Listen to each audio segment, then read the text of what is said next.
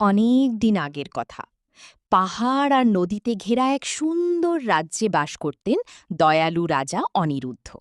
তার ছিল একটি ছোট্ট মেয়ে, রাজকন্যা মিষ্টি।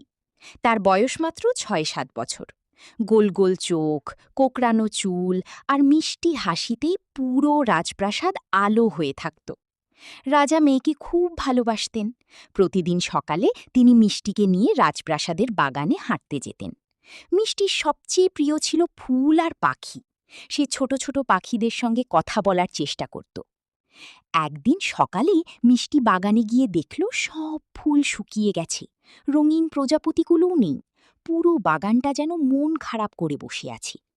মিষ্টি দুঃখ করে বলল, বাবা, আমাদের বাগানটা কেন এমন হয়ে গেল? রাজা চিন্তায় পড়ে গেলেন। রাজ্যের মালি বলল, রাজকন্যা, জাদুর ঝর্ণার পানি বন্ধ হয়ে গেছে, তাই বাগান শুকিয়ে যাচ্ছে। মিষ্টি সাহস করে বলল, আমি সেই ঝর্ণা খুঁজে বের করব। পরদিন